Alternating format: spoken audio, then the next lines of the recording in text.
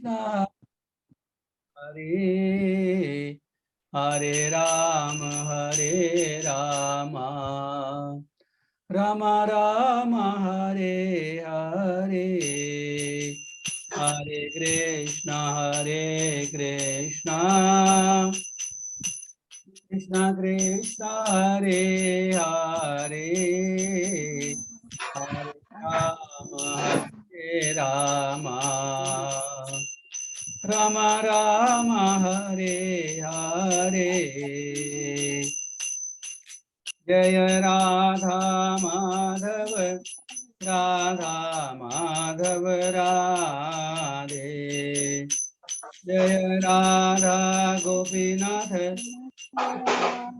गोपीनाथ राधे जय राधा गोविंद राधा गोविंद राधे जय राधा दामोदर राधा दामोदर राधे जय राधा श्याम सुंदर राधा श्याम सुंदर राधे जय राधा पार्थसारथी राधा पार्थसारथी राधे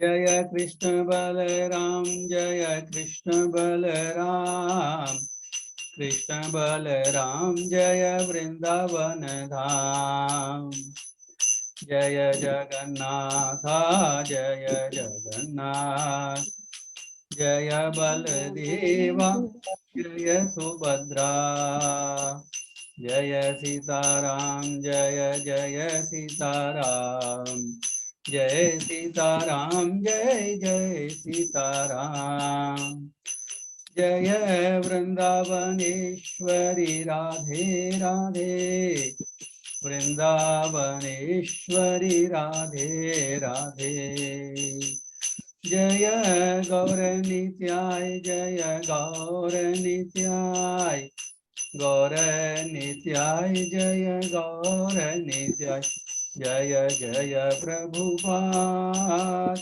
प्रभुपाद प्रभुपाद जय जय प्रभुपाद जय जय गुरुदेव गुरुदेव गुरुदेव जय जय गुरुदेव हरिनाम संकीर्तन की जय श्री श्री राधा गोपीनाथ भगवान की जय श्री राधा गोविंद भगवान की जय श्री श्री जगन्नाथ बलदेव स्वतम सुदर्शन जी की जय राधे लक्ष्मी भगवान की जय शिल செக்மெண்ட் கோல்ட் ஜாயிண்டே வந்துருச்சு B5ல அத முடிச்சு விட சொல்லுங்க ஃபர்ஸ்ட் हरे कृष्ण की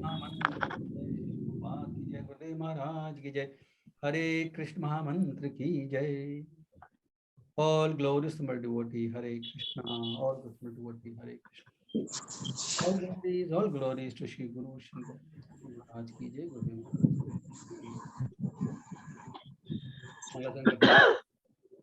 Om Ajnanatimirandasya Jnananjanशलाकया चक्षुन्मीलितं येन तस्मै श्री गुरुवे नमः चैतन्यमनोभीष्टं स्थापितं येन भूतले ददाति प्लांट ब्रेक डाउन हो गया था क्या बोल रहा है हम कम से कम करंट टू सी उसको कॉन्क्रीट पहले देने के लिए बोल दीजिए ना पहले वैष्णवांश्च रूपं साग्रजातं सह गणा रघुनाथान्वितं तं सजीवं साद्वैतं सावधूतं परिजनासहितं श्रीकृष्ण चैतन्य देवं श्री राधा कृष्ण पादान सह गणललिता श्री विशाखान्वितांश्च हे कृष्णा करुणा सिंधु दीनबंधो जगत्पते गोपेश गोपिका कांत राधा कांत नमोस्तुते तत्कांचन गौरांगी राधे वृंदावनेश्वरी वृषभानुसुते देवी प्रणमामि हरि प्रियै वाञ्छा कल्पतरुभ्यश्च कृपा सिन्धुभ्येव च पतितानां पावनेभ्यो वैष्णवेभ्यो नमो नमः। जय श्री कृष्णा चैतन्य प्रभो नित्यानंद श्री अद्वैत गदाधर श्रीवासादि गौर भक्त वृंद। हरे कृष्णा कृष्णा कृष्णा हरे हरे, हरे राम राम राम हरे हरे। हरे कृष्णा कृष्णा कृष्णा हरे हरे, हरे राम राम राम हरे हरे। हरे कृष्णा कृष्णा कृष्णा हरे हरे, हरे राम राम राम हरे हरे। ओम नमो भगवते वासुदेवाय। ओम नमो भगवते वासुदेवाय। ओम नमो भगवते वासुदेवाय। नारायणं नमस्कृत्य नरं चैव नरोत्तमं देवीं सरस्वतीं व्यासं ततो जयमुदीरयेत्। नष्टप्रायेषु भद्रेषु नित्यं भागवत सेवया भगवती उत्तमा श्लोके भक्तिर्भवति नैष्ठकी। हरे कृष्णा। आज के इस प्रातःकालीन श्रीमद् भागवतम सत्संग कथा में आपका स्वागत है। आप सभी मुझे आशीर्वाद दें ताकि हम इस विषय पर चर्चा कर सकें। हरे कृष्णा। तो आज का श्लोक शेयर करता हूं पहले मैं।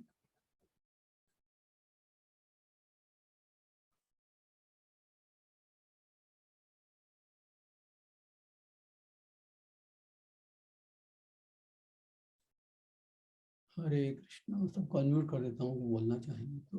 ओके।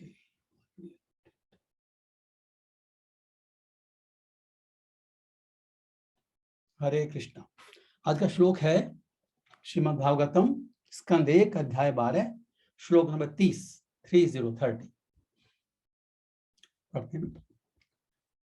स एष लोके विख्यातः, स एष लोके विख्यातः परीक्षितिति यत्प्रभो, परीक्षितिति यत्प्रभो पूर्वं दृष्टम् अनुध्यायन्, पूर्वं दृष्टम् अनुध्यायन् परीक्षेत नरेश्वः, परीक्षेत नरेश्वः। स एष लोके विख्यातः परीक्षितिति यत्प्रभो पूर्वं दृष्टम् अनुध्यायन् परीक्षेत नरेश्वः। हरे कृष्णा। तो भक्त लोग अपने आप को अनम्यूट करके रिपीट कर सकते हैं।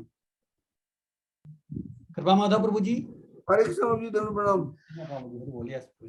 श्लोके विख्याता परीक्षिदिति यत् प्रभु पूर्वं दृष्टम् अनुध्यायन् परीक्षेत नरेषु हि। हरे कृष्णा। थैंक्स प्रभु जी। माता जी। हरे कृष्ण। हरे कृष्णा। स एष लोके विख्यात परीक्षतीति यत् प्रभु पूर्वं दृष्टमनुध्यायन् परीक्षेत नरेषु हि। थैंक्स माता जी। लीलावती माता जी। हरे कृष्णा प्रभु जी। दंडवत प्रणाम। स एषा लोके विख्याता परीक्षितिति यत् प्रभु पूर्वं दृष्टम् अनुध्यायन् परीक्षेत नरेश्वः। थैंक्स हरे माता कृष्णा प्रभु जी। हरे कृष्णा। आलादिनी माता जी। हरे कृष्ण प्रभु जी। दंडवत प्रणाम। प्रणाम प्रभु माता जी प्लीज। सह एषः लोके विख्यात परीक्षित इति यतः प्रभु पूर्वं दृष्टम् अनुध्यानन् परीक्षेतः नरेषु इह। हरे थैंक्स कृष्ण। माता जी। थैंक्स माता जी। हरे कृष्णा। लक्ष्मी भक्ति देवीदासी माता जी। हरे कृष्ण प्रभु जी। न एष लोके विख्यातः परीक्षिति यत् प्रभु पूर्वं दृष्टमनुध्यायन् परीक्षेत नरेश्वः। हरे कृष्ण। थैंक्स माता जी। सचिन माता, सचिन प्रभु जी। जी। हरे कृष्ण प्रभु जी। सा एष लोके विख्यातः परीक्षित दिति यत् प्रभु पूर्वम दष्ट मनुध्यायन परीक्षेत नरेश बिया। हरे कृष्णा। थैंक्स प्रभु जी। हरे कृष्ण। हरे कृष्णा प्रभु जी। प्रभु जी हरे कृष्ण। प्रणम। एषा लोके विख्याता परीक्षिते यत् प्रभु पूर्वं दृष्टम अनुध्यायन परीक्षित नरेशभिः। हरे कृष्णा। थैंक्स प्रभु जी। थैंक्स। हरे कृष्णा। शब्दार्थ करेंगे।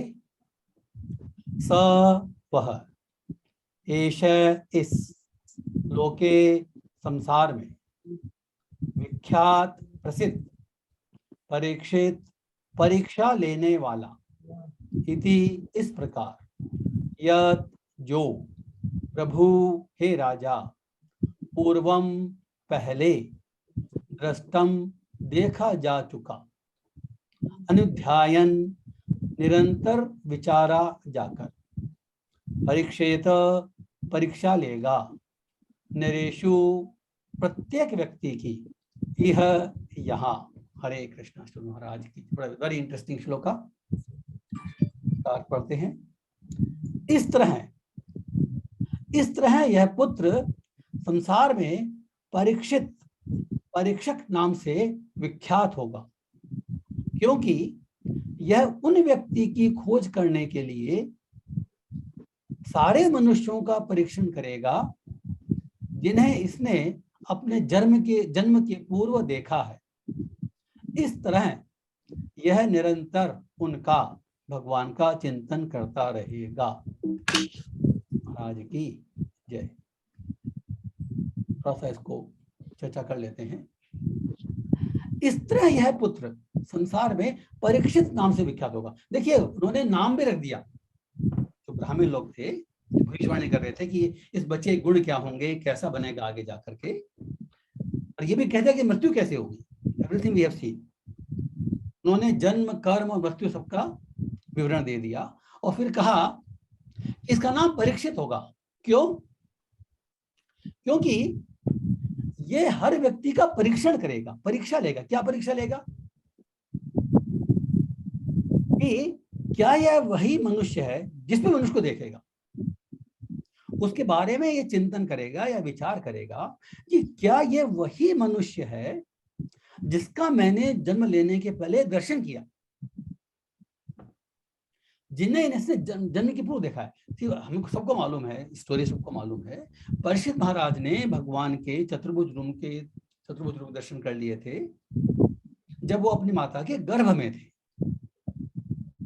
हम परपोर्ट में पढ़ेंगे, अगर किसी व्यक्ति ने भी भगवान के रूप का या किसी गुण का अनुभव कर लिया है तो वो और किसका स्मरण कर ही नहीं सकता। अगर किसी ने भगवान को देख लिया है तो और कोई रूप उसके मन में समाएगा ही नहीं।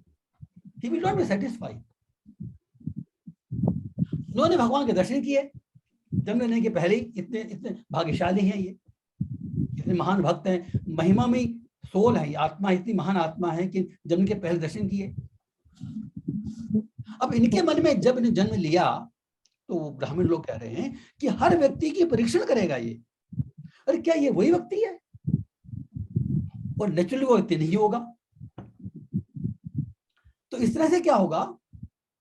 इस तरह यह निरंतर उनका, भगवान का चिंतन करता रहेगा। So what is the beauty in this? वो भगवान के दर्शन नहीं कर रहा।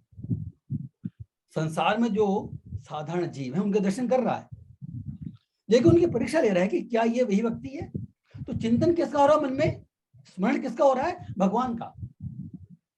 तो मीन्स वो इस माध्यम से, इस रीजन से he will always think, he will always remember about Lord. निरंतर का चिंतन कर रहा है। तो जब हम कहते हैं कि हमारा जीवन का लक्ष्य क्या है, अगर हम भगवान का स्मरण करने में सक्षम हो जाएं हर पल, तो you achieved your goal of life, human form of life. इस तरह से परीक्षित महाराज को ये सौभाग्य हासिल हुआ कि जन्म के पहले उन्हें भगवान का दर्शन कर लिए, इसलिए उनके मन में उनकी स्मृति निरंतर रहेगी और जन्मने के बाद निरंतर रही। सो यहाँ पर इस परपोर्ट में अब आप पढ़ेंगे आगे, प्रभुपाद जी कब तात्पर्य पढ़ेंगे, उन्होंने कहा कि हर व्यक्ति इतना सौभाग्यशाली नहीं हो सकता। It's true, we can not be that fortunate, लेकिन फिर भी कुछ किया जा सकता है। वो हम देखते हैं प्रभुपाद जी क्या कहते हैं। तात्पर्य,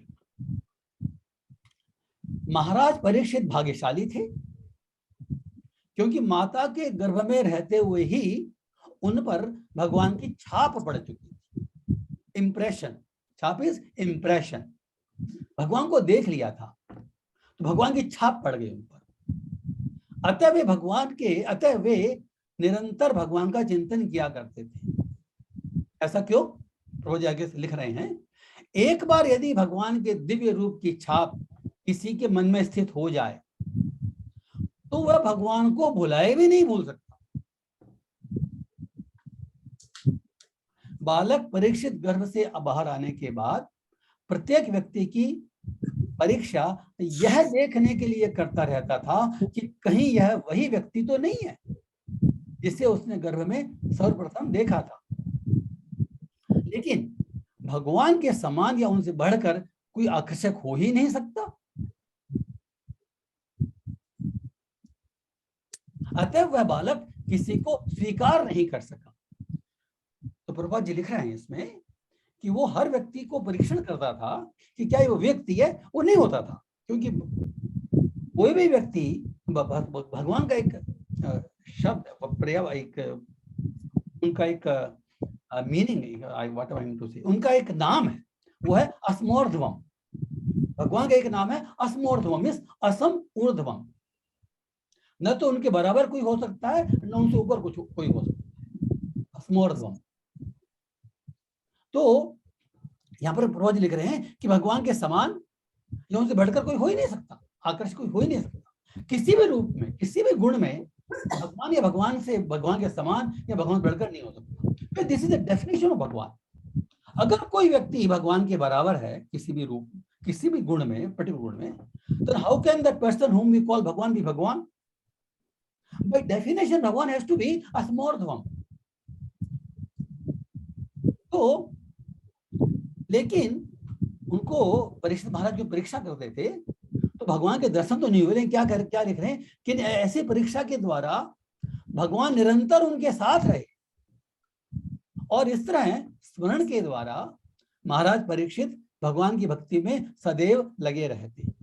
देखिए, भगवान एब्सोल्यूट है, तो भगवान का हम स्मरण कर रहे हैं तो भगवान के साक्षात होने में और उनका स्मरण करने में कोई डिफरेंस नहीं है। भगवान की हर चीज, भगवान का नाम, भगवान का रूप, भगवान की लीला भगवान से अभिन्न है। तो चूंकि परीक्षित महाराज के मन में निरंतर स्मरण था भगवान का, इसलिए वो भगवान की भक्ति में सदैव लगे रहते बाय डिफॉल्ट, उनको करना नहीं पड़ता। इस प्रसंग में श्री जीव गोस्वामी की टीका है कि यदि प्रत्येक बालक पर बचपन से ही भगवान की छाप पड़ जाए तो निश्चित रूप से महाराज परीक्षित की ही भांति भगवत भक्त बन सकता है। तो यहाँ पर श्री जीव गोस्वामी कह रहे हैं कि किसी भी बालक पर अगर भगवान की छाप पड़ जाती है, छाप का मतलब क्या है कि वो भगवान की किसी न किसी रूप से, फॉर्म से, लीला से, गुण से आकर्षित हो जाता है, तो वह पृष्ठभूमि की बात ही भगवत भक्त बन सकता है। भले ही कोई, यहाँ पर एक इंपॉर्टेंट पॉइंट है, भले ही कोई महाराज परीक्षित की तरह इतना भाग्यशाली न हो कि उसे माता के गर्भ में ही भगवान के दर्शन हो लें। ये बात समझने की है। कोई हो सकता है इतना भाग्यशाली नहीं है उसके माता गर्भ में दर्शन हो ले, लेकिन यदि बालक के माता पिता चाहें तो वह ऐसा बन सकता है। ऐसा बन सकता मतलब क्या है? उस पर भगवान की छाप पड़ सकती है। Mute everybody. भेजा नहीं क्या?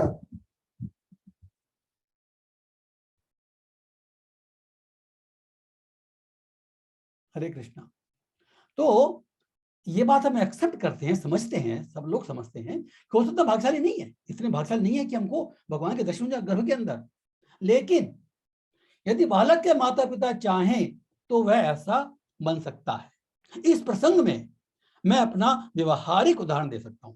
देखिए यहां पर एक पॉइंट ध्यान देने का है, माता पिता चाहें means this free will is there with everybody in this material world. भगवान भी हमारे इस जीव की, हम जैसे जीवों की फ्री विल नहीं छीनते।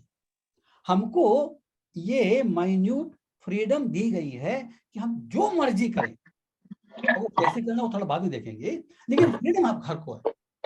This freedom is there, the freedom of choice is there in our human form of life. ये फ्रीडम जो है हमारे ह्यूमन फॉर्म ऑफ लाइफ में है, ये इनबिल्ट है, ना तो कोई दे सकता ना कोई छीन सकता, ये है। भगवान भी इसमें दखल नहीं करते। लेकिन चूंकि ऐसा है इसलिए मनुष्य जीवन की जिम्मेदारी भी ज्यादा। मनुष्य जीवन के अतिरिक्त ऐसी फ्रीडम किसी योनि में नहीं है। तो चूंकि मनुष्य योनि में ये फ्रीडम है, उसकी जिम्मेदारी भी ज्यादा है। थोड़ा बाद में चिंतन करेंगे। यहाँ पर अभी प्रभुपाद जी के प्रसंग दे लेते हैं। इस प्रसंग में, किस प्रसंग में? माता पिता चाहें तो क्या बोल रहे हैं? इस प्रसंग में मैं अपना व्यवहारिक उदाहरण दे सकता हूं। मेरे पिता भगवान के शुद्ध भक्त थे और जब मैं 4-5 वर्ष का था तो मेरे पिता ने मुझे राधा कृष्ण की एक युगल मूर्ति प्रदान की। जैसे बच्चे खेलते हैं ना, हम खिलौने देते हैं, तो उनके पिताजी ने, वो भगवान के शुद्ध भक्त है, गौर मोहन डे प्रभुपाद जी के पिताजी का नाम था, वी कैन से, वो शुद्ध भक्त थे।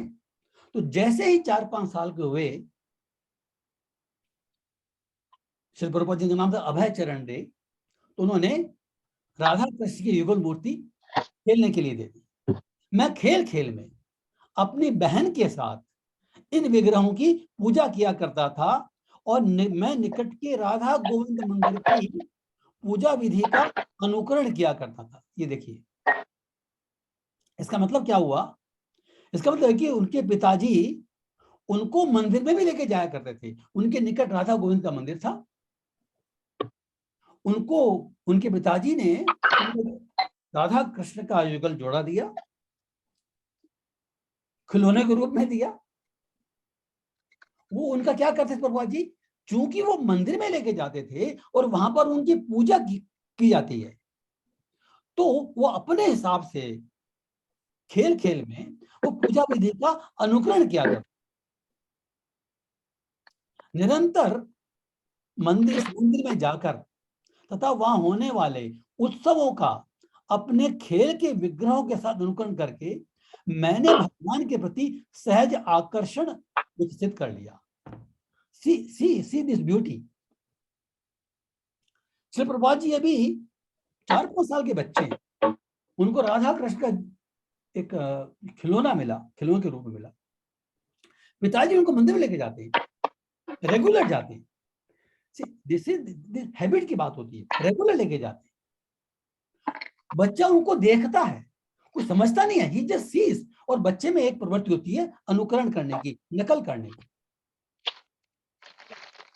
इस तरह से प्रभुपाद जी की स्वाभाविक प्रवृत्ति थी कि जैसा मंदिर में पुजारी करता है, अपने हिसाब से वो अपने घर में राधा कृष्ण का जो जोड़ा दिया था खिलौने के रूप में, उनका करते थे। मैंने भगवान के प्रति सहज आकर्षण विकसित कर लिया। ये कैसे हुआ सहज आकर्षण? Because he was associating. जैसे कि हम बात कर रहे हैं, भगवान के किसी भी रूप गुण नाम लीला शब्द एसोसिएट करते हैं तो आप में उनके प्रति आकर्षण उत्पन्न होगा ही होगा। It is like fire, it is like fire and the iron. अगर आयरन, लोहा अगर अग्नि के संपर्क में आता है तो उसमें हीट आएगी आएगी। अगर लोहा चुंबक के संपर्क में आता है तो उसमें आकर्षण करने की शक्ति आएगी ही आएगी। तो चूंकि प्रभुपाद जी अपने बचपन से ही राधा कृष्ण के प्रति लीला करते रहे, मेलजोल बढ़ाते रहे, देखते रहे, तो स्वाभाविक आकर्षण, ये जो सहज आकर्षण इज इंपॉर्टेंट। ये बनावटी नहीं हो सकता, we can not fake it. तो ये सहज आकर्षण सीख लिया। मेरे पिता मेरी स्थिति के अनुरूप उन उत्सवों का अवलोकन करते थे।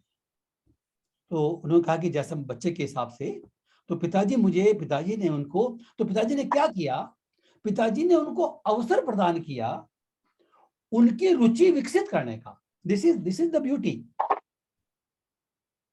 हम फ्री हैं, हमको फ्री विल दिया भगवान ने, उससे हम क्या करते हैं वो देखने की बात है। तो उनके पिताजी ने उनको ऐसा वातावरण प्रदान किया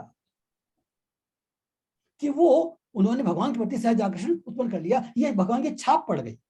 कब पड़ी? जब वो बच्चे थे। एक पॉइंट और इंपॉर्टेंट है यहां पर। देखिए, बाद में स्कूल तथा कॉलेज जाने के कारण मेरे कार्यकलाप ठप हो गए और मेरा अभ्यास छूट गया। जी प्रभुपाद जी अभी स्कूल में चले गए, बाद में कॉलेज चले गए, तो वहां पर ये सब नहीं कर सकते थे। तो उनका कार्यक्रम, ये कार्य ठप हो गया। मीन्स वो न तो मंदिर जाते न पूजा करते थे और उनका अभ्यास छूट गया। Means he was not practicing anymore. He practiced in the बचपन में प्रैक्टिस अभी नहीं कर पा रहे हैं because of the material situations. किंतु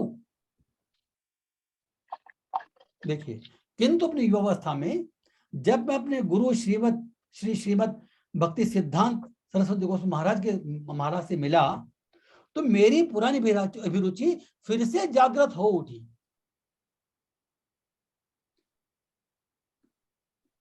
मीन्स उन्होंने बचपन में आकर्षण उत्पन्न कर ली भगवान के प्रति। इन्हीं कारणों से अपने कॉलेज लाइफ में और स्कूल लाइफ में यह अभ्यास छूट गया, लेकिन जो उनके मन में स्वाभाविक आकर्षण था वो नहीं छूटा। उनके कार्यकलाप ठप हो गए थे। he was no longer practicing, लेकिन जो उनके मन में आकर्षण उत्पन्न हो गया था बचपन में, वो आकर्षण बरकरार रहा और जैसे ही कोई सूटेबल अपॉर्चुनिटी मिली उन्होंने ग्रहण कर ली। देखिए क्या लिखा है, जब अपने गुरु श्रीमद भक्ति सिद्धांत सरस्वती गोस्वामी महाराज से मिला तो मेरी पुरानी रुचि फिर से जागृत उठी और वही खेल की मूर्तियां मेरे आराध्य अर्चा विग्रह बन गई। तो जो मूर्तियां इनके पिताजी ने इनको खेलने के लिए दी थी, सेम मूर्ति उसमें तो खेल रहे थे, खेल में पूजा कर रहे थे, वही मूर्ति इनके आराध्य देव अर्च विग्रह के रूप में बन गई, जिसको हम कहते हैं कि हम घर में स्थापित करते हैं। हम देखिए, अगर हम राधा कृष्ण की कोई भी देवी या कोई भी किसी भगवान की देवी हम घर में लेके आते हैं और अपने पास रख देते हैं ड्राइंग रूम के अंदर देखने के लिए, तो it is only a deity, वो अर्चा विग्रह नहीं है। लेकिन जैसे किसी ने हमको गिफ्ट दिया या हमने खरीदा, हमको अच्छा लगा, लेकिन हमने कुछ किया नहीं, लाके रख दिया, तो वो मूर्ति है, भगवान की मूर्ति है। But the moment we decide कि भाई मुझे इनकी पूजा अर्चना करनी, मुझे आराधना करनी, मुझे इनका जप करना है, तो वही मूर्ति अर्चा विग्रह बन सकती है। Because there is a particular process, स्थापना कर सकते हैं और उससे वो अर्चा विग्रह बन सकती है। अगर उनका मेटीरियल स्वरूप देखें तो कोई अंतर नहीं पड़ा, लेकिन ये अंतर क्या पड़ा, हमारी श्रद्धा का, हमारे विश्वास का। तो पहले प्रभुपाद जी ने खेल में उनकी सेवा किया करते थे, बाद में भूल गए, लेकिन रुचि फिर जागृत हो गई और वही मूर्तियां उनके आराध्य देव बन गई, अर्चा विग्रह बन गई। अर्चा विग्रह मीन्स क्या है? अर्चा विग्रह का मतलब क्या है कि देखिए, हम भगवान की साक्षात पूजा नहीं कर सकते क्योंकि हम मटेरियल भौतिक जीवन में है, हमारी इंद्रियां भौतिक है, हम देख नहीं सकते भगवान को।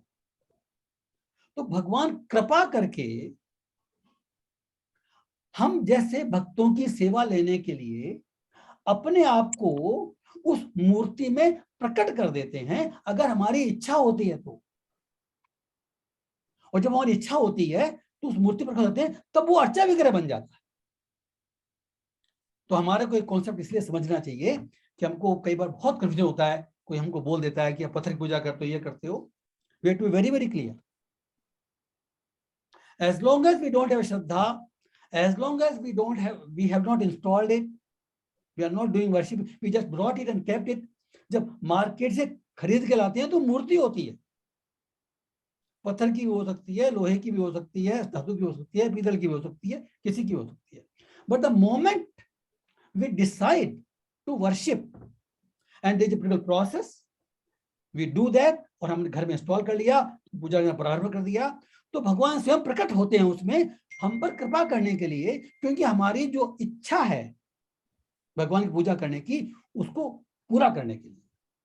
भगवान कहते हैं ये यथामम प्रपद्यन्ते तां तथैव भजाम्यहम्, जो मुझे जिस रूप में देखना चाहता है मैं उसी रूप में उसको रिवील करता हूं। पहले हम मूर्ति देख रहे थे, भगवान भी निश्चित थे।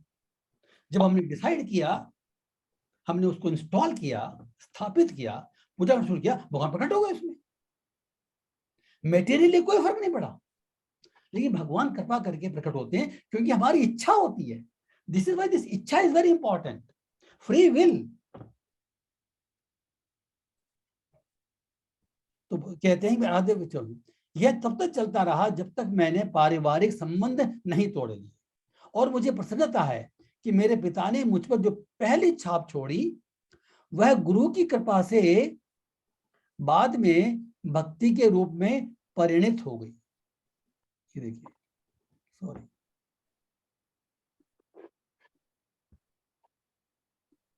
यस, गुरु की कृपा से पता नहीं क्या हो रहा है। महाराज प्रहलाद ने भी यही उपदेश दिया है।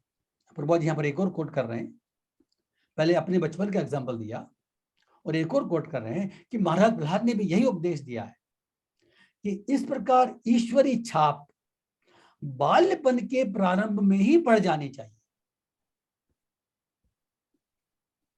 अन्यथा जीव मनुष्य जीवन रूपी सुअवसर को खो सकता है। This is important. अगर हम ऐसा नहीं कर पाते हैं तो देयर इज ए चांस कि हमको जो मनुष्य जीवन रूपी जो हमको अवसर मिला है, अपॉर्चुनिटी मिली है, वो हम खो सकते हैं। इसमें क्या बात है, देखिए, जो मीन्स व्हाट, हमारा मनुष्य जीवन जो अन्य रूपों की भांति नश्वर होते हुए भी अत्यंत मूल्यवान है। तो प्रभु जी कह रहे हैं कि मनुष्य जीवन के अलावा जो बाकी योनियां हैं वो नश्वर होती हैं, इसी तरह मनुष्य जीवन की योनि भी नश्वर है, मीन्स इस शरीर का भी नाश होगा। लेकिन जब किसी व्यक्ति को यह मनुष्य योनि मिलती है तो यह नश्वर तो है लेकिन यह बहुत मूल्यवान है। It is very very valuable. It is a treasure. In fact, this is the only treasure we need for doing भगवान की भक्ति। अगर हमको मनुष्य जीवन प्राप्त हुआ है और हम सांसारिक दृष्टि से बहुत कम है, तो भी ये जो खजाना है, ये मनुष्य जीवन रूपी जो खजाना हमको मिला है, ये किसी भी खजाने के तुल्य नहीं, उससे सबसे बढ़कर है। वी ओनली नीड, भगवान की भक्ति करने के लिए केवल हमको मनुष्य का जीवन चाहिए। क्यों? क्योंकि भगवान की भक्ति करना बहुत सिंपल है। हरे कृष्ण कृष्ण कृष्ण हरे हरे, हरे राम हरे राम राम राम हरे हरे। केवल नाम लेना है और कुछ नहीं करना। तो अगर किसी व्यक्ति को मनुष्य जीवन मिला है, I will stop share the screen now.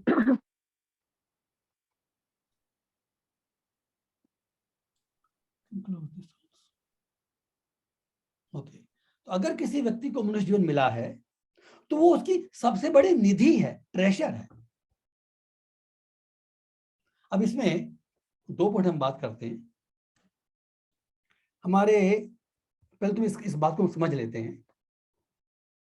देखिए, ये जो फ्री विल की बात हो रही है, इसमें इसको हम कैसे उपयोग कर सकते हैं, इसमें दो पॉइंट है पहला पॉइंट हम श्रीमद् भगवद गीता के जो 18वां अध्याय है, वो चैप्टर आई थिंक श्लोक 63 है, उसके हिसाब से देखेंगे, 61 और 62। ओके। इदिते ज्ञानम आख्यातम गुह्यात गुह्यतरम मया विमर्शेत अशेषेण यथेच्छसि तथा कुरु। देखिए भगवान यहाँ पर कह रहे हैं कि भैया, अर्जुन को कह रहे हैं पूरी भगवद गीता बोलने के बाद कि मैंने तुमको वो ज्ञान बता दिया जो गुह्य से गुह्य है। मैं तुम्हें बताना चाहता था मैंने तुमको बता दिया। अब तुम क्या करो? विमर्शेत अशेषेण, इस पर तुम मनन करो, चिंतन करो। अशेषेण मीन्स क्या है कि कोई बचना नहीं चाहिए कुछ। विमर्शेत अशेषेण यथेच्छसि तथा कुरु, कुछ शेष नहीं रहना चाहिए। उस बाद जो तुम्हारी मर्जी करो। मीन्स इसमें दो बातें हमको समझने की है। भगवान कह रहे हैं कि जो मर्जी करो, यथेच्छसि तथा कुरु। भगवान हमारी फ्री विल में दखल नहीं करते, हमको ज्ञान देते हैं, समझाते हैं, और ज्ञान कई माध्यम से देते हैं। वो स्वयं आते हैं, लीला करते हैं, आचार्यों को भेजते हैं, स्क्रिप्चर्स की रचना करते हैं, बहुत ऐसे को शिक्षा देते हैं। लेकिन चलना नहीं चलना हमारी विल पर है। तो ये जो अपने फ्री विल का उपयोग करने के पहले क्या बोला भगवान ने? यथेच्छसि तथा गुरु के पहले क्या बोला? विमर्शेत अशेषेण, जो मैंने तुमको ज्ञान दिया है उस पर तुम मनन करो, चिंतन करो। अशेषेण, कुछ चीज बचनी नहीं चाहिए। मीन्स उसका निष्कर्ष निकालो। और देखिए भगवान कहते हैं कृपालु हैं। भगवान ने कहा कि वे अर्जुन जो है, he may be somewhat in difficulty. बहुत सारा भगवान ने बहुत सारे श्लोक बोले, अब अशेषेण विमर्शित करना है, तो भगवान कहते हैं कोई बात नहीं, बोला you are my dear friend. इसलिए जो इसका जो मुख्य पॉइंट है ना, भूय में शुरू, तो दोबारा सुनाता हूं। भगवान कहते हैं पूरा ज्ञान दे दिया, इसमें चिंतन करो, इतना चिंतन करो, कुछ बचना नहीं चाहिए, निष्कर्ष निकालो, और फिर तुम जैसी मर्जी करो। फिर हम जैसे जीवों की सहायता करने के लिए, इतना सारा कौन पढ़ेगा, कैसे पढ़ेगा, समझते नहीं है, हमको कई बार चिंता होती है ना, इसमें ये लिखा है, इसमें ये लिखा है, ये बहुत सारी प्रॉब्लम्स है। तो हमको चिंता नहीं है। तुम मेरे भक्त हो, तुम मेरे प्रिय हो, मैं तुमको भूय में शुरू दोबारा सुनाता हूं। क्या? जो इंपॉर्टेंट पॉइंट, जो बोलते हैं ना, जैसे जब बच्चे एग्जाम में पढ़ते हैं, एग्जाम दे जाते हैं, तो अपने टीचर पूछते हैं कि मुझे इंपॉर्टेंट बता दो थोड़ा सा, क्या क्या क्या एग्जाम में आएगा, इंपॉर्टेंट पॉइंट्स। भगवान कह रहे हैं कि भूय में शुरू, तो द्वार बताता हूं। भगवान ने क्या बोला? 2 श्लोक बोले, मन मना भव मद भक्तो मध्याजी माम नमस्कुरु, कि तुम मेरे मन लगाओ, मेरे भक्त बनो, मेरी पूजा करो और मुझे नमस्कार करो। ये 4 अंग बताए हैं भगवान ने। ये उत्तरोत्तर इजी। मन लगाना बहुत मुश्किल है, लेकिन साधन भक्ति कर सकते हैं। साधन भक्ति करना मुश्किल है तो पूजा कर सकते हैं। पूजा करना मुश्किल है तो उनको प्रणाम कर सकते हैं। दैट्स इट, प्रणाम कर सकते हैं। ये सारे भक्त के अंग, भक्ति के अंग। और तुम अगर ऐसा करते हो तो तुम निश्चय रूप से मेरे पास आओ।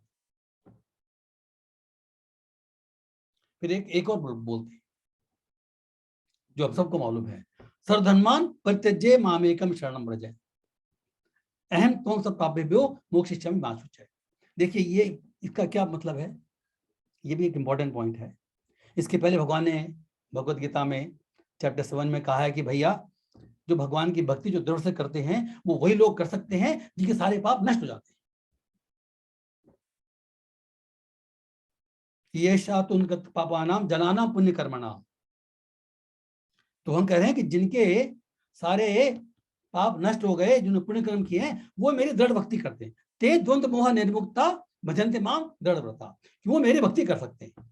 तो प्रश्न आ सकता है कि भाई हमारे तो बहुत पाप किए हैं, मैं तो भी शुद्ध नहीं हुआ हूं, तो कैसे करूं? भगवान कहते हैं डोंट वरी, नेक्स्ट श्लोक में सर्वधर्मां परित्यज्य मामेकम शरणं व्रज, तुम मेरी शरणागति आ जाओ बस। You surrender to me. क्या होगा? अहम त्वम सर्व पापेभ्यो मोक्षयिष्यामि मा शुचि, मैं तुम्हें सब पापों से मुक्त कर दूंगा। तो जो हमारे मन में रिजर्वेशन था, हमारे पाप खत्म हुए कि नहीं, हम भक्ति कर सकते हैं कि नहीं, ये भी भगवान ने कृपा करके, ये भी हमारी जो हेजिटेशन है या जो रुकावट है, ये भगवान दूर कर दी। तो तुम्हें शरण आ जाओ बस।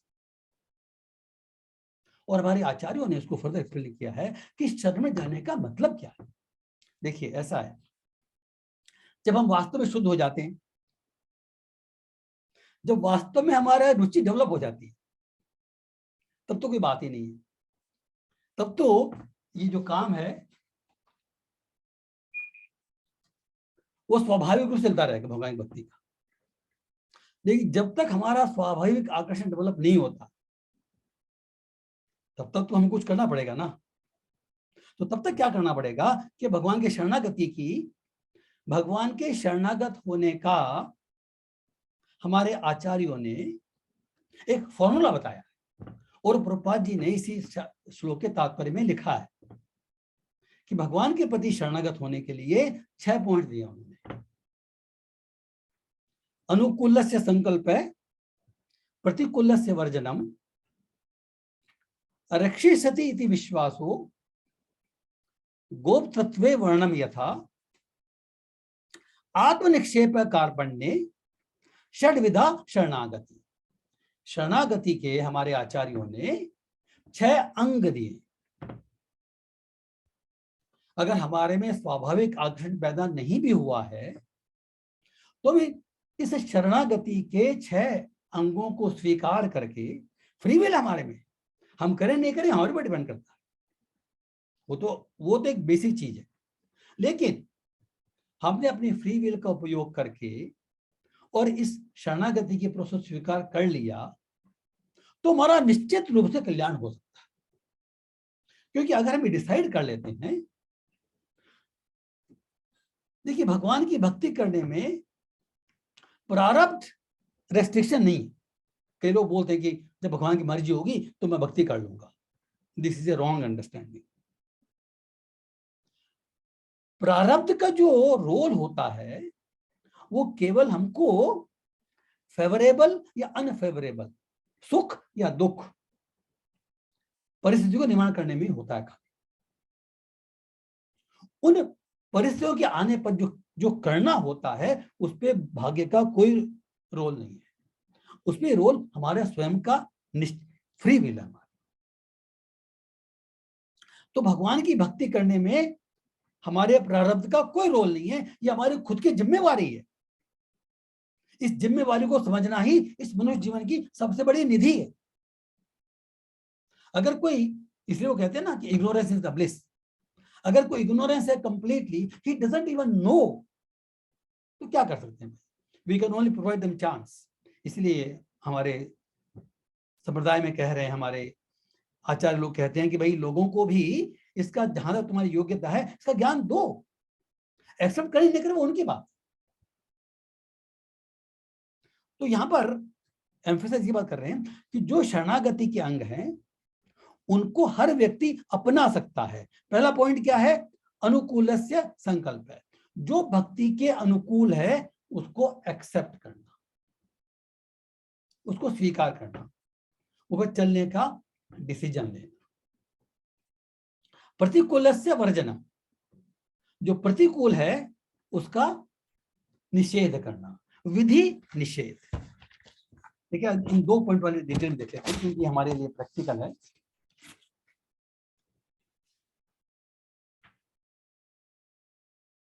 अनुकूल से संकल्प है। अनुकूल चीज क्या है?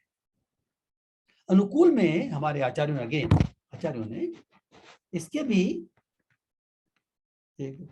6 अंग बताए।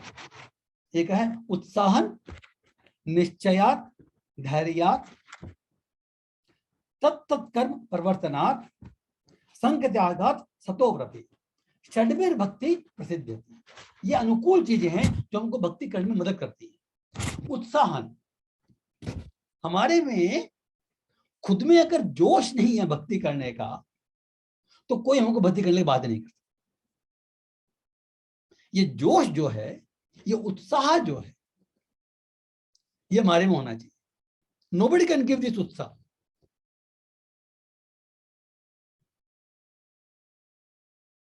बस इसमें एक बात ध्यान रखने की है कि जोश में होश होना चाहिए और होश में जोश होना चाहिए। कहने का मतलब क्या है?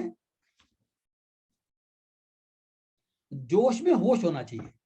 भाई हम कोई काम जब शुरू करते हैं हमारे में जोश होता है, but we must evaluate, we must be able to evaluate process में क्या कर सकता हूं क्या नहीं कर सकता हूं। वो क्या होता है कि जैसे मान लो हमने कोई काम शुरू कर दिया जोश जोश में, and if you are not able to do then we will feel dejected. तो कोई भी संकल्प लेने के पहले हमको होश में रहना चाहिए कि मेरी क्या कैपेबिलिटी। और एक बार हमने डिसीजन ले लिया तो होश में भी जोश होना चाहिए। Then we should devote our fully, no chance. फिर हमको उत्साह कम नहीं करना चाहिए। हम निश्चित हाँ मेरे लिए ठीक है, once we decide that I have to do this, continuously we will do it. उत्साह निश्चयात, ये निश्चय जो है उत्साह से आता है। कई बार क्या होता है कि हम कोई काम शुरू करते हैं, we may not get the result immediately. तो इसमें हमको धैर्य, जो थर्ड पॉइंट है धैर्य है, धैर्य भी है और निश्चय है। हमको अपने निश्चय से डिगना नहीं चाहिए। और देखिए इन तीनों चीजों का अगर हम अवलोकन करना चाहें प्रैक्टिकल रूप में, तो जो हमारे श्रील प्रभुपाद की जो जीवन है उसे एग्जाम्पल मिलना बहुत मुश्किल है। उत्साह, निश्चय, धैर्य। प्रभुपाद भगवान की कृपा से जो उत्साह मिला वो तो बचपन में उनको प्राप्त हो गया। तो निश्चय और धैर्य की बात यह है कि जो उनको अपने गुरु ने आज्ञा दी थी कि वेस्ट में जाकर के कृष्णा कॉन्शियसनेस का प्रचार करो। पहले वो इंडिया में भी उन्होंने बहुत ट्राई किया, but he was not that successful. He tried for 22 years almost. हम लोग तो कोई काम करते हैं तो एक दिन में, 2 दिन में, महीने में, 2 महीने में, साल में थक जाते हैं, कुछ नहीं होता है। Prabhupada ji could maintain his धैर्य and निश्चय and उत्साह for 22 years। तो इनफैक्ट प्रभुपाद जी की साधना थी ये, जिसके कारण से जब उनको मौका मिला और जब उनको सफलता मिली, तो जो 10 साल में जो सफलता मिली वो 10 साल की अपेक्षा कई सालों की मिल गई उनको, because he prepared for that. तो उत्साह, निश्चय, धैर्य, ये किस काम के लिए चाहिए हमको? तीनों चीज भगवान की भक्ति करने के लिए। क्या है वो? तब तक कर्म प्रवर्तना। देखिए हमारे आचार्यों ने हमको विधि और निषेध दोनों दिए। भगवान की भक्ति करने के लिए कुछ कार्य बताएं कि कानून नित्य करना है। जो मिनिमम कार्य हमको बता रखे हैं वो क्या है कि भक्ति करने के लिए हरे कृष्ण कृष्ण कृष्ण हरे हरे, हरे राम राम राम हरे हरे, इसका जप करना है। और अगर हम सीरियसली भक्ति करना चाहते हैं, अपना लक्ष्य प्राप्त करना चाहते हैं, तो हमको कम से कम 16 माला का जप हर दिन करना है। ये हमारे लिए विषय, ये हमारे लिए रिकमेंडेड प्रोसेस है। विधि क्या करना है? सुबह जल्दी उठना है, मंगलारती में जाना है या घर पे करनी है, एकादशी का व्रत करना है, जो भी हमको नियम बता रखे उन सबका पालन करना है। तब तक कर्म प्रवर्तना। तो जब हम ये कर्म कर रहे होते हैं तो कई बार ऐसा होता है कि हमको सामने नजर नहीं आता कि भाई मेरे परिवर्तन हो रहा है, but make sure, be sure कि ऐसा होता ही होता है। भगवान का नाम जो है it acts like a medicine. Sometimes we may not feel the effect immediately. हमको लगता है कि भाई कोई इफेक्ट नहीं हो रहा, लेकिन इफेक्ट हो रहा है। जैसे हमारे बाल बढ़ते हैं ना, तो डेली अगर हम बालों को देखेंगे तो हमको पता नहीं पड़ेगा कि हमारे बाल बढ़ रहे हैं, कोई अंतर नहीं पड़ेगा। But you see after 2 years अगर आप कटिंग नहीं करते हैं बहुत बहुत बढ़ जाएंगे हमारे, but daily we don't see. इसी तरह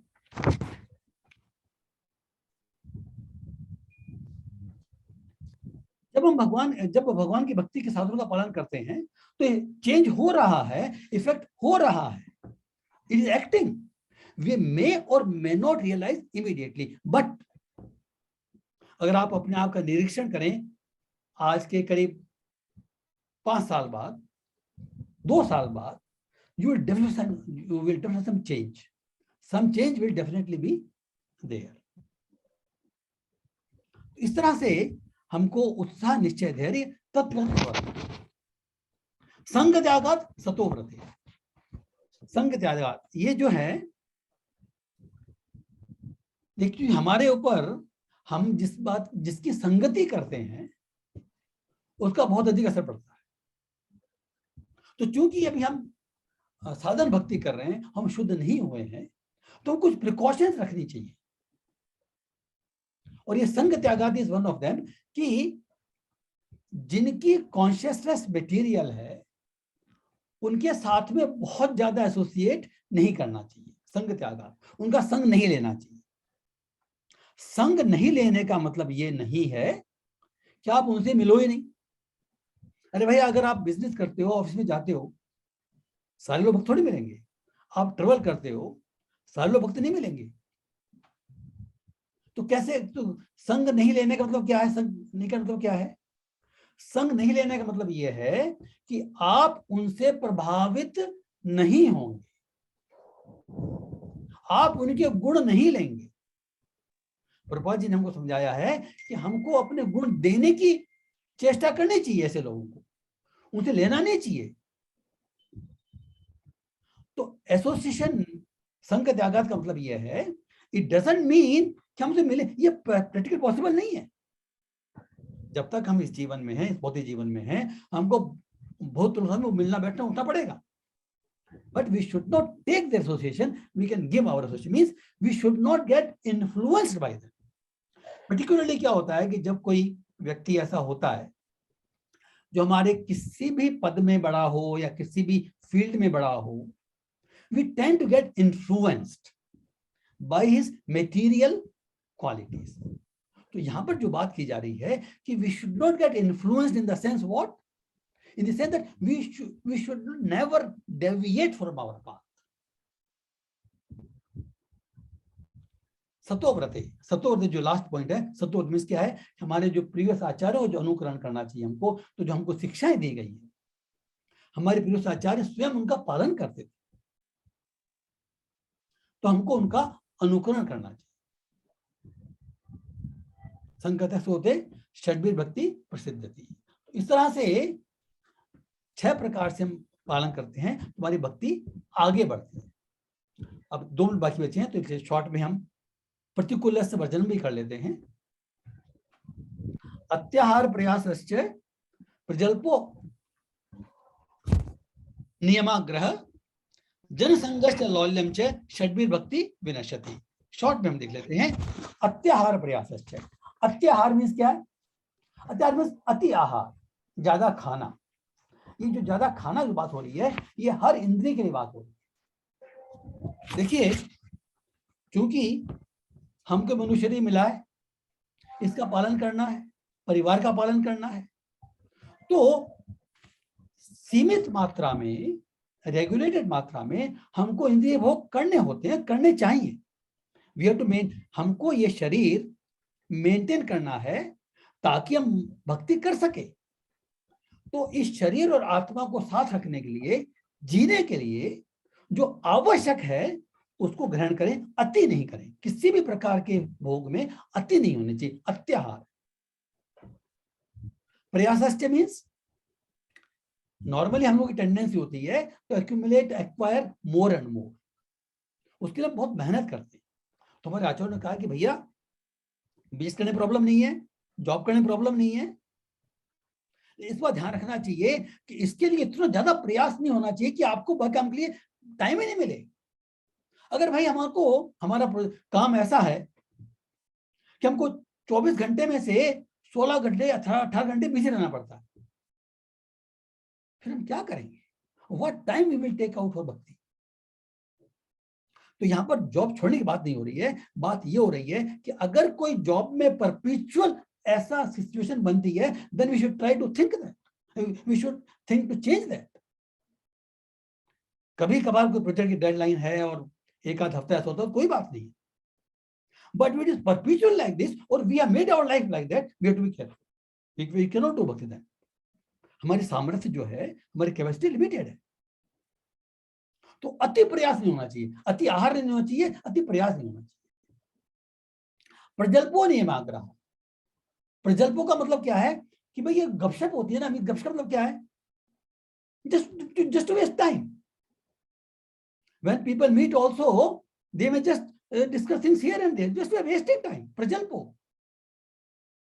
Anything other than Krishna's discussion is prajalpa.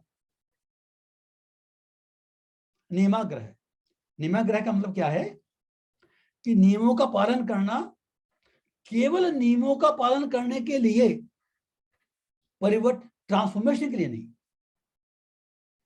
या तो नियमों के प्रति अवहेलना करना, दोनों बातें। Niyamagraha means either we become careless towards our rules और we become like indifferent in the sense कि मैं मुझे अपना काम कर रहा हूं, कुछ हो जाए नहीं हो कोई बात नहीं, means we are not that devoted, that sincere. तो नियमों का पालन जो नियमों का पालन करते हैं उसका पर्पस है टू ट्रांसफॉर्म आवर सेल्स। तो हमको जो नियमों का पालन करना है, हमको देखना है कि भाई हमको इसमें ट्रांसफॉर्मेशन हो रहा है कि नहीं, we have to work for that. जन संघर्ष लौल्यम छे, जन, ये वापस वही बात है, उसमें आया संघ त्यागात, इसमें लिखा है जन संघर्ष है कि अगर जो जिनकी कॉन्शियसनेस कंप्लीटली भौतिक है, मटेरियल लेवल पे है, उनसे ज्यादा संघ नहीं करना चाहिए। Same point is repeated because it is very important. ये जो पॉइंट है ये प्रतिकूल में भी आया है, अनुकूल में भी आया है। प्रतिकूल में ऐसे लोगों का त्याग करना चाहिए, अनुकूल में ऐसे लोगों संग नहीं करना चाहिए। बात वही है।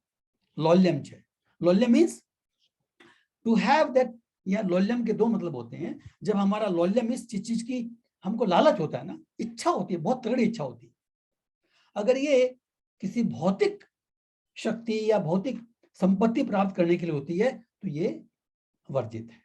यही लौल्यम हमको होना चाहिए भगवान का प्रेम प्राप्त करने के लिए, भगवान भक्ति करने के लिए, तो लौल्यम दैट इज फेवरेबल।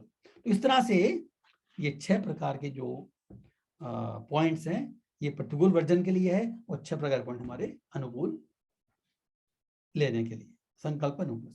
इस तरह से we will conclude our class, now the time is over. अगर किसी भक्त का कोई प्रश्न है, डाउट है, सजेशन है, कमेंट है, तो हम बात कर सकते हैं, otherwise will conclude our class. Hare Krishna.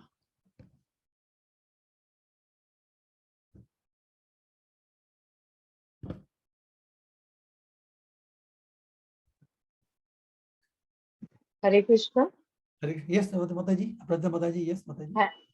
हाँ जी प्रभु जी, दंडवत प्रणाम। धन्यवाद माता जी, yes। प्रभु जी thank you for wonderful class. प्रभु जी हमने इस चैप्टर में देखा कि almost half of the chapter Parikshit Maharaj की ग्लोरिफिकेशन हुई है इसमें। करेक्ट। मतलब उनको कभी प्रहलाद महाराज, हमने शिवी भी पढ़ा, मतलब बहुत सारे ऐसे भक्त हैं जो इस वक्त माइंड में नहीं भी आ रहे हैं। तो प्रभु जी मतलब ऐसा क्या रीजन है कि महाराज परीक्षित को इतना ज्यादा ग्लोरीफाई किया गया? ये मतलब चैप्टर अब ऑलमोस्ट एंडिंग पे ही है, तो ऑलमोस्ट सारी ग्लोरिफिकेशन है। ऐसा क्या रीजन है? हम उससे क्या समझ सकते हैं कि इतना ग्लोरिफिकेशन परीक्षित महाराज के लिए क्यों किया गया? देखिए, इसका जवाब तो मैं अपनी बुद्धि के द्वारा दे सकता हूं। जो मुझे लग रहा है कि देखिए, हम श्रीमद् भागवतम की स्टडी कर रहे हैं, तो श्रीमद् भागवतम की स्टडी, विच श्रीमद् भागवतम, जो सुखदेव गोस्वामी ने परीक्षित महाराज को बोली, करेक्ट। तो हमारे मन में परीक्षित महाराज और सुखदेव के प्रति हमको उनका जो रियल महिमा है उसका आभास होना चाहिए। देखिए, जब किसी चीज की ग्रेटनेस समझते हैं ना, when we come to the greatness, then we'll get influence more। हमारा हम जो इन्फ्लुएंस होते हैं तभी होते हैं। अगर कुछ देखिए, जैसे श्रील प्रभुपाद जो हैं, हम कहते हैं कि भक्तों को जो परेशानी आती है वो क्यों आती है? भाई उनको एग्जाम्पल बनना होता है। तो परीक्षित महाराज ने हमको भागवत देने का, परीक्षित महाराज इज द रीजन। तो उनको ग्लोरीफाई किया जा रहा था कि हमारा उनके प्रति, देखिए हमारा भगवान के प्रति आकर्षण हो या परीक्षित महाराज के प्रति आकर्षण हो, एक ही बात है।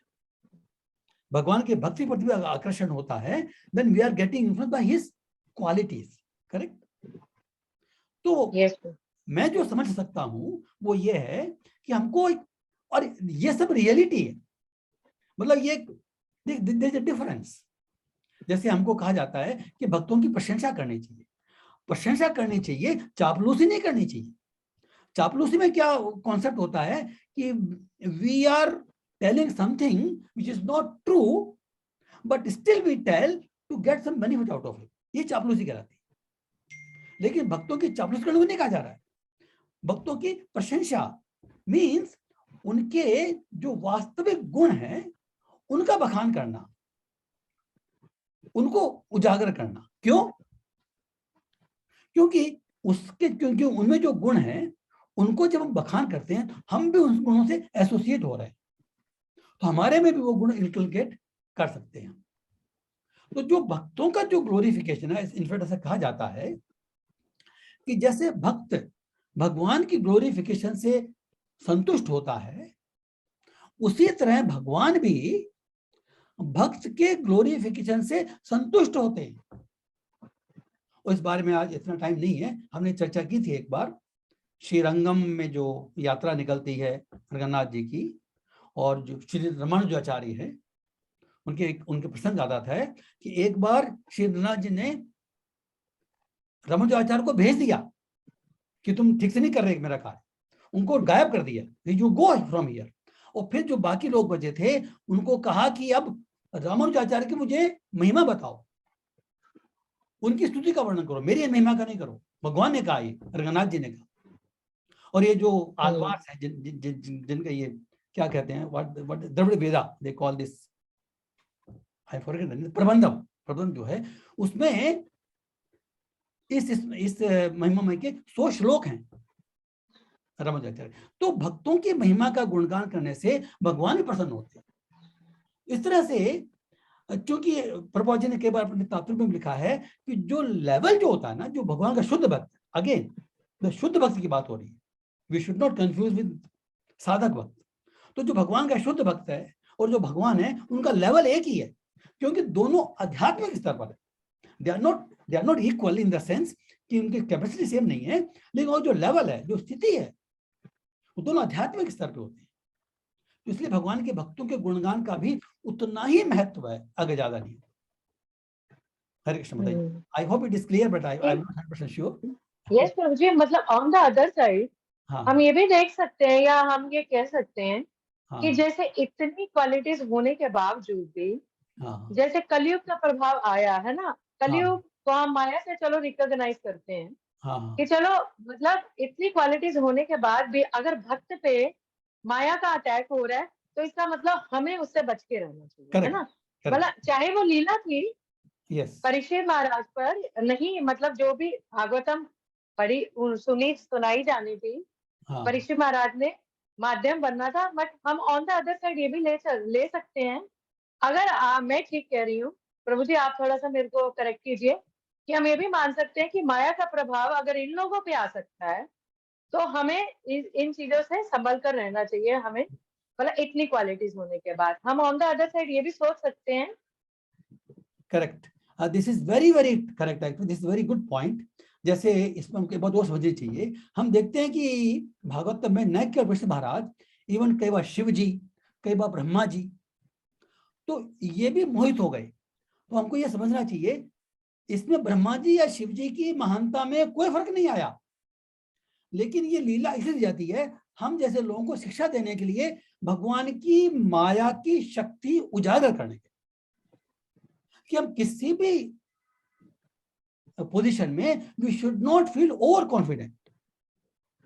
तो ये हमको आचार्यों ने कई बार समझाया है कि जब हम ऐसा लीला का स्मरण करते हैं, we should not in our mind think this great personalities they don't get fallen,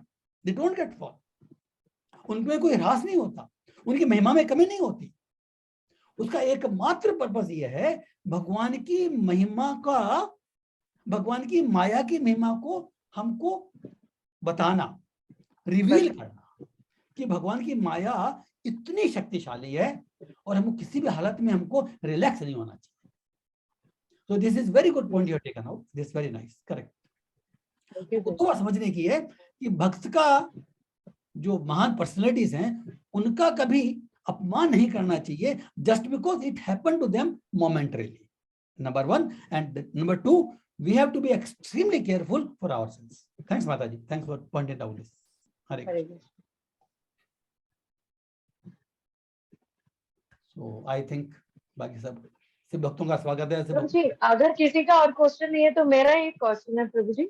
अभी 5 मिनट्स है, अगर आप चाहें तो। हाँ जरूर। अगर किसी और भक्त का क्वेश्चन नहीं है, अभी तो किसी ने उठाया नहीं, बताइए, आप बोल सकते हैं।